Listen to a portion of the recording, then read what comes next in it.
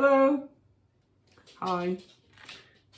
Okay, so we're here to answer some questions that were left unanswered after the Wayward Sons performance tonight. So I hope you enjoyed the performance anyway. I've hot-footed it from the restaurant, 5-star restaurant, in a limo. Well, it was a helicopter first, then a limo, to get back home. Yeah. So you went from one side of the kitchen to the other. Oh hell! I'll ruin the illusion. We thought with the backdrop was quite appropriate. Yeah, although it's backwards, we know that. Don't have to mention that. Okay. So it's May the 14th, I think, isn't it? Yeah, Today? it's May the 14th. Yeah. 2020. So yeah. Okay. Go on, question master. Hit me. Well, I'll start with some Wayward Sons related questions actually. Andy Catchpole asks, what is your favourite Wayward Sons gig so far? I think on balance, probably playing the tent at Download. That was a pivotal moment for us. We didn't know what to expect, and the band that went on before us had a really good turnout for them, but the tent was, it was half full sort of thing. I thought, oh, that'd be brilliant if we can get that amount of people. But by the time we went on the stage, you literally could not have got another person in the tent. It was absolutely heaving, and what it did was it inspired us. It really raised our game, and I think we did a really good performance that day. And I don't quite know where it came from. It was just sort of, we were breathless with excitement about the fact that the tent was so full of people. So that gig. The bass guitar on I Don't Want to Go. This is Barry Turner. Oh, hi Barry. Which you could play if you like. Is that just guitar and amp or a bit of FX? Because it's bloody lovely. Well, it was weird on that record because we used, I think it was Nick's old Ampeg amplifier, and we tried that out, but I seem to remember we ended up using the studio bass amp, which I think it's a Yamaha or an Ibanez, I can't remember exactly, but it's not particularly like what you would expect to be an amazing bass guitar amplifier. But we did that, and it was DI'd, and we used like a fuzz pedal. But really, it was all in the EQ and also the bass guitar, and also the person who's playing it. Nick plays very hard. He plays with the pick all the time, so it's got a real raspy edge to it. And we just hit upon a really good sound, which we couldn't find again for the Truth album. We got it pretty good, but it wasn't anywhere near the same tone as that first record. And but that's the battles we go through when you make records.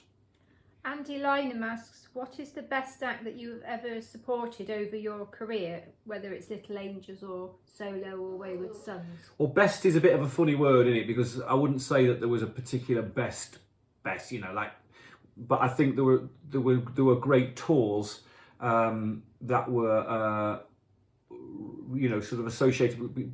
I associate with the quality of the way that the experience was in lots of ways. So, I mean, it's hard to pick one really. I think that Cinderella, for instance, was a brilliant tour for the Little Angels because it was the first major City Hall tour we'd ever done, and it was just an extraordinary experience, and they were lovely to us. Van Halen was amazing. That was an arena tour all across Europe, and that was staggering. Bon Jovi was amazing. That was a football stadium tour, So each one has different levels. But Steel Panther on the Wayward Sons tour, on the Steel Panther tour when we opened for them this February, March, was it January? Oh God, losing track of time. January, February was brilliant, and I would probably go so far as to say it was one of the most enjoyable tours because of the way that the headline band treated us. They treated us so well, and they were such great people. And we couldn't have asked for better treatment. David Evans said, if you applied for The Voice, yeah, right, what song would you sing to show your range to get Sir Tom to turn around? Well, here's the thing, right? I've got nothing against those programmes really per se. I think there's some obviously really talented people that go on those programmes, but it's nothing to do with music in my opinion. It's about to do with television. It's selling a television programme, and so I don't think. I often sort of think I haven't really watched it very often, but when I have watched it, I sort of think, wonder how John Lennon would have got on.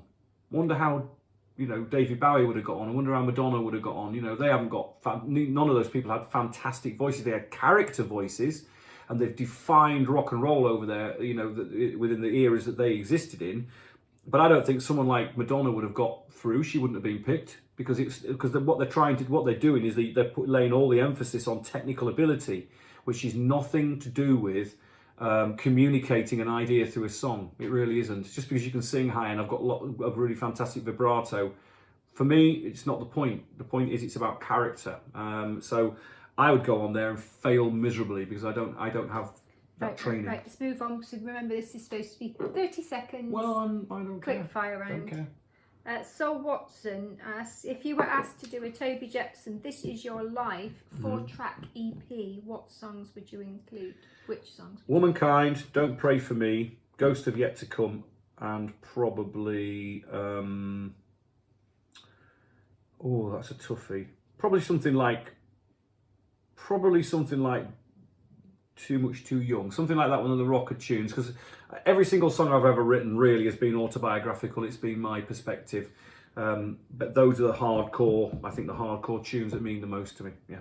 Colin Meredith asks, out of all the videos you've made, I answered that one tonight. Oh, did you? I do apologise. Sorry everyone, it's so manic trying to keep track of all the questions. Sometimes I don't hear what he's answering. What did you say then? Which? Oh yeah. No. I know you answered Nigel's. Yeah, we've done that, sorry. Steve Jones, is it a conscious decision not to swear in your songs? Well, I have sworn in songs. It has to be a really specific, I wouldn't say angry moment, but there has to be a kind of reason, a proper contextual reason to do it.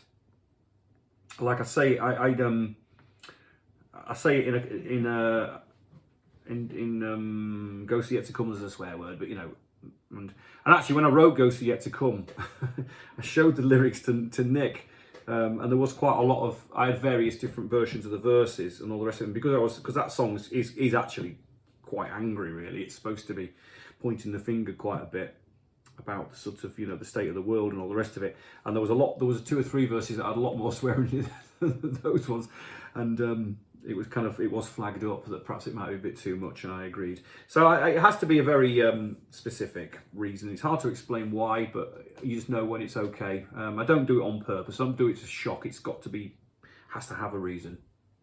All right, this one. Helen Eading, can you cook? And if so, what's your signature dish?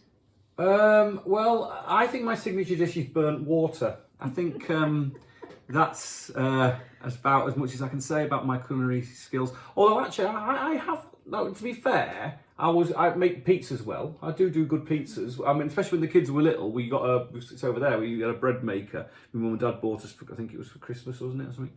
And we used to make pizza dough, and I used to make pizza. I used to really enjoy doing that.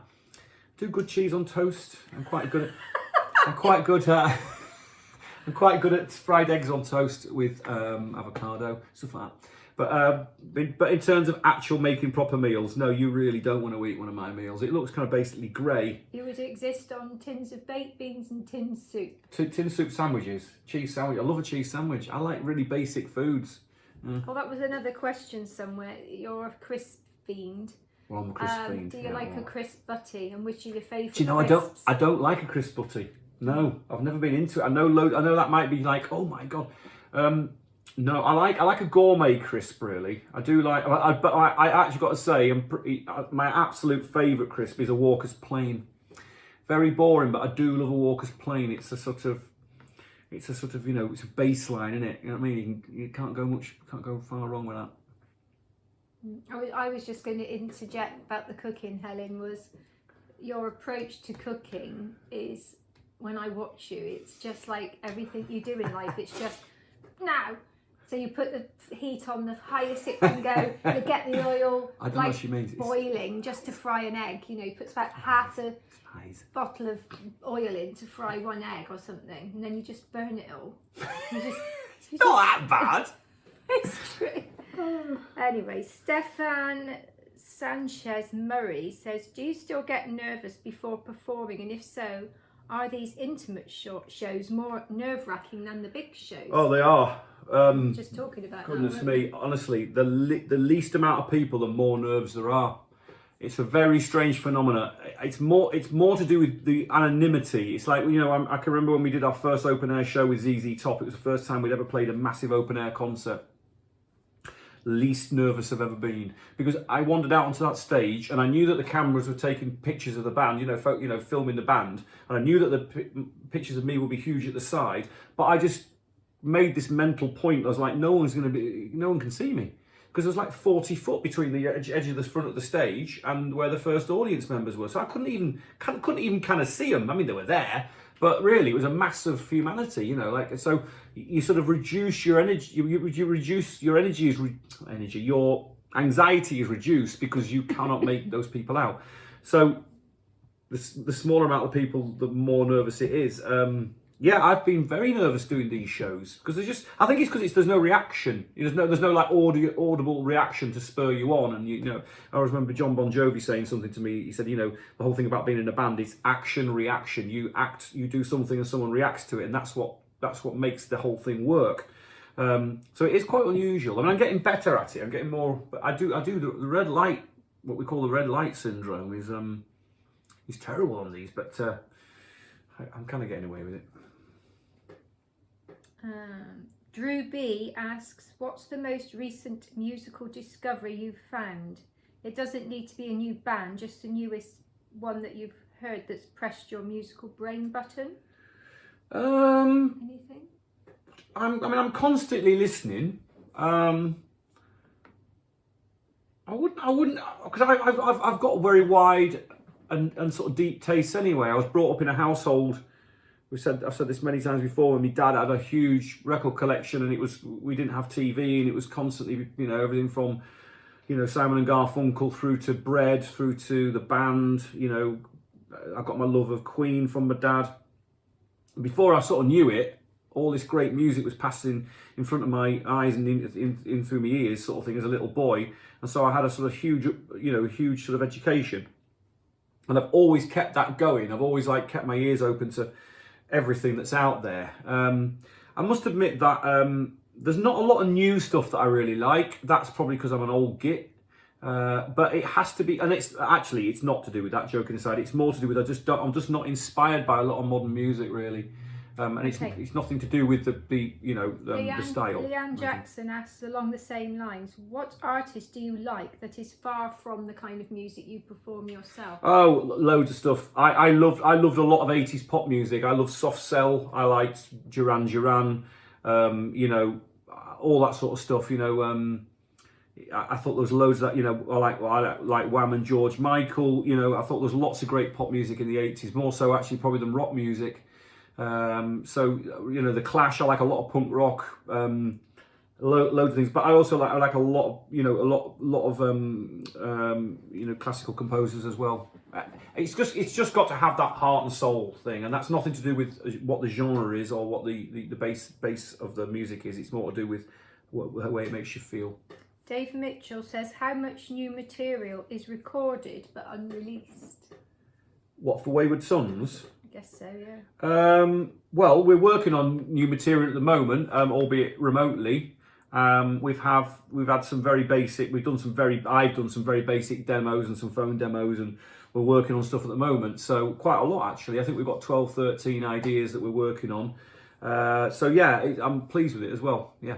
Dave Lloyd, should people be allowed to keep whelks as pets? Is SpongeBob SquarePants wrong to try and humanise by calling it Gary? Yeah, I think I've written many times to my local MP about that. I think it's cruel and unnecessary, to be fair. Whelks shouldn't be kept as pets. No, they are ethereal, omnipotent creatures of great intellect.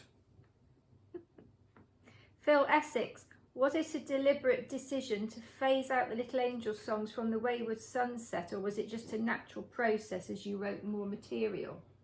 No, it was more a case of because of the first album only had 10, 11 songs on it. When we were trying to do a headline set, it was hard. We didn't have enough material, so we were including a couple of Angels tracks and then a cover or two, and trying to stretch out the set and all the rest of it. That's what happens when you're on your first album with a new band. But actually, to be honest with you, we felt that, and also this was feedback from the audience, is that the Angels songs weren't really necessary. It wasn't like it was an essential component, which is really encouraging. It just means that the band has kind of stepped out of that bracket. It's not, oh, it's Toby who used to be Little Angels, it's now Wayward Sons, you know. Doesn't mean to say I won't play Little Angel stuff in the set in the future, though. Right. JP, what was the feel-good hit of the summer that you heard and prompted you to write this song? Well, that song is specifically about my childhood and one particular summer when I was about to leave school, and the difficulties I was having because I was sort of badly bullied when I was a kid, and it had a massive effect on me, still does. And so quite a lot of my songs are written about that period. If you know, Small Talk is a good example of that. Also, I Don't Want to Go was about me being a teenager and trying to get away from the terror of going to school, frankly. And Feel Good Hit of the Summer really is, it's a tongue-in-cheek, it's a contradiction. It's like, because of the pressure I felt I was under, it was really more about the situation, so it's a counteractive to it, you know. But there's been some great, I mean, you know, there's been some brilliant songs. I tell you what I do remember. Over the Hills with the Swords of 1,000 Men, by Tempole Tudor, was a huge hit on one of the summers where I was working on a farm doing the harvest. I remember that very well. John Matthews, given the chance to converse with your younger self, what advice would you give to young, just starting out in music, Toby? I would probably say, and it sounds awful and very cynical, don't trust people just because they tell you to trust them.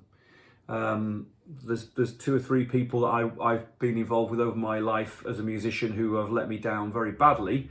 But I would say they mainly took advantage of me because I wasn't strong enough to stand up and stand up for myself. So I would say trust your instincts. If it feels too good to be true, it probably is. Be prepared to ask questions and stand your ground. Yeah. Dave Pritchard, what's the best or worst heckle you've ever had? Oh no. The best heckle, well, I mean, I've got to say, the best heckle I ever had was a physical one. I've got to tell this story. It's the best or the worst? Hey? It's both. Worst? It's both, isn't it? It's the worst. It was awful, but it was funny. We played Tonopandi Naval Club, which was a club in South Wales in the valleys, and we played this place. And long story short, it was a working men's club, and they had tables, and everyone sat at the tables. And when we played it the first time, we didn't know this, but every time we finished playing a song, they were banging their glasses on the table, and we thought that meant that they hated us, and we were, oh my goodness, this is terrible. But it actually meant they really, really liked the band. But no one stood up. It wasn't a rock show. It was like we were performing in spandex with all the lights and all the rest of it, but the audience was sat down at these tables.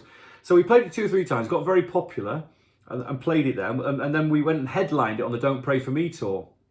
And right in the middle of Don't Pray For Me, they were still sat at the tables, but they were actually stood up at the tables. But anyway, I was playing Don't Pray For Me, and this guy just walked down the middle of the aisle. There was an aisle between all the tables, and he walked down, and I was playing it. So you know what that song is, it's really quite quiet. And he was a punk, and I think he had a mohawk. I seem to remember he was a skinhead or he had a mohawk. I think he might have been a skinhead. And he looked, and the stage wasn't very high, maybe about 6 inches high. So he walked up to the front of the stage, and he was literally about that far from my face, looking at me like that, like a sort of punk would do. And I was right in the middle of the song. I tried to ignore him, and then he just fisted me in the bollocks, like that, full fist like that. And I literally hit the floor, and that was it. The gig was over. Mayhem, the whole place erupted. Oh my God, and I was just dragged off the stage by my feet because I was completely, literally laid prostrate on the ground. So that's probably the most dynamic heckle I've ever had. And I don't actually know whether he meant that he liked it or hated it, because of the whole banging glasses things. He could have liked that. Could have been like the biggest compliment ever. I don't know. Bloody nutcase. Karen Howell, would you ever get together and redo Little Angels? And if so, would the guys from Wayward Sons back you? Meaning, would the band get back together, do you think? Yeah, would Little Angels get together? And if so, what would the Wayward Sons guys think about that? I see. No, I mean, we did the Reformation in 2012. Of course, Wayward Sons wasn't going around, wasn't up then. But I don't know if that'll ever happen again. I don't know. I wouldn't say no. I wouldn't say yes. I just think the situation would need to be right. But it's a massive part of my history. Phil plays with the Down and Outs, and as well as Spear of Destiny.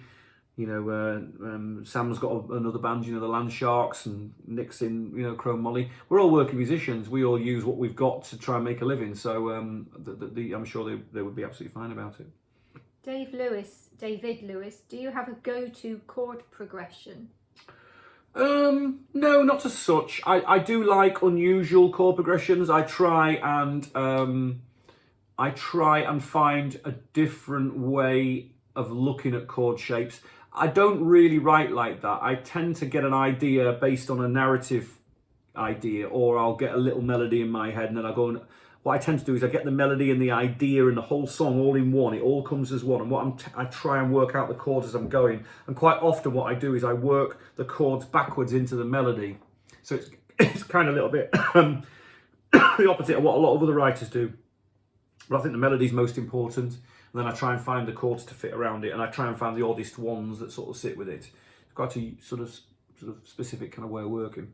Grayson Jones, what or who is the best band you've ever seen live as a paying punter? Without doubt, well, as a paying punter. Okay, different. That's different. All right. Well, I mean, okay, that's quite difficult because I haven't paid to see a gig for years because I'm in the music business, but. I would say, okay, let's say not paying punter. Let's say as a punter. So I'm not there as an opening act, right? Okay, so that's pretty easy. I would say probably Dan Reed Network in New York. They played a gig on the first Network album, and we went along as guests for the record label because we were on the same record label, and they were unbelievably brilliant. I think... I've got to admit, actually, Coldplay live are fantastic. I'm not a fan of the band at all, but they don't have put a fantastic gig on, and I would say they're really, really good live. Aerosmith always blow me away. I think I was there at that very famous Aerosmith gig at the Marquee Club on the Pump tour. We were there as guests as well to that, and they were incredible, absolutely on the top of their game. Yeah. Okay, that's that. Okay. Jeff Gibson asks, have you ever broken any guitars when you throw them at the end of a gig? Well, I had a tour manager stroke guitar chap when I was in Gun, and we went over to Spain to do a show in a sort of quite a large arena as part of a festival, and I was chucking my guitar. I've always chucked my guitars at people, but he wasn't kind of used to it, So I turned around at the end of this song and chucked my guitar at him, and he just didn't even attempt to catch it, and he just hit the deck like that, bang! And I weirdly didn't break it. But yeah, I mean, Little Angels, I used to chuck my Telecaster all the time, and we got to this whole point, me and my guitar tech at the time, seeing how high I could chuck it, and we got a really, really long cable, and we were playing theatre, so I used to chuck it into the lighting rig as high as I could, and he used to try and catch it, and he dropped it a few times, which I'm not surprised. Yeah. So, yeah. You threw it to me tonight, which I wasn't expecting. But it was like a foot, wasn't it? Paul Pacharek. Paul. How many guitars have you got, and have you got any from back in the day, or has Nige got them all? No, I don't have a love affair with guitars at all. I've never regarded them as like these amazing things. I think you even own one, don't you, from back when we did the Jepson's first foray and all the rest of it. I've had lots of guitars. I've owned some really fantastic Telecasters. I've had, I had a 1972 Telecaster. I had that was just like a standard tele standard. I've had a couple of Telecaster Customs. The kind of Keith Richards style ones. Again, I mean, I burnt one. I burnt all the lacquer off one of them with a blowtorch. I mean, I know it sounds awful, but I didn't like the way it looked. I just regard them as tools. I think they're beautiful things, but it's not something I would ever collect. So, like, if I had loads of money, which I don't have, I wouldn't put them into guitars. It just doesn't. I don't have any interest in. I sort of think them not being used in a case is a bit pointless. So quite often I sell my guitars to sort of freshen everything up. Currently I've got a deal with Yamaha, so I've got some Yamaha guitars. I've got a couple of Ibanez guitars. I've got acoustic stuff. Yamaha just give me an acoustic guitar. I've got one guitar, a Tanglewood, which is a cheap rubbishy guitar really, but I bought that years ago and I've written loads of stuff on it, so that's the only one I've kept over the years. Right, this is the last one, and this is quite an interesting one to finish on. Brian Hilson asked, have you found out anything about yourself and your family during the lockdown that you perhaps wouldn't ordinarily have, know about yourself? God, how long have you got? Yes, I've realised how much I've travelled. I don't think I've ever had a period of time where I've been in one place. I mean, this is pretty obvious, isn't it? But it's pretty stark, is the reality that I spend so much time in a car, in a van, on a train, that sort of thing, and I've found that hard to get used to. I've realised that I don't procrastinate quite as much as I thought I did. I've reacted to the time and got on with work that I needed to do to create the situation that I have done with the lockdown sessions that I've done, and I've been glad about that. I think we've done very well, actually. I think our family, irrespective of the situation, it's difficult, isn't it, to put, we've got 4 people living in this house. We haven't got our oldest daughter with her, and a boyfriend, which is sad, because that would have been nice. But I think we've done it. I think we've done very well. I think we've tried to, just like everyone, I think, has tried to support each other, and we've tried to remain as active as possible. Everyone's started keeping fit. I've made some barbells out of some timber and some lead for my youngest daughter, for instance. And we've done what we needed to do. You've got to lean on each other, haven't you? Yeah, but it has been very revealing in lots of nuanced ways. Mm-hmm. So that's it. That's it. Just bring Josie on to say goodbye, because she missed the end of the performance time. She was fast asleep. So she's coming. Come on then, Ev. Come in. Come on. Oh, here we go. So here's Josie flipping, honestly. She's going for a haircut tomorrow. Thank God for that. Oh, she's looking a bit scruffy. De-stench you a little bit, dog. You're going to have your hair cut. All right, well, thanks for listening. Cheerio. There will be more of these going forward. And actually, in fact, Evie, who was refusing to come on the camera, we're about to start filming some stuff for the Patreon site about films, because Ev's a big film buff. So look out for that. Yeah, speak to you all soon. See you later. Cheerio.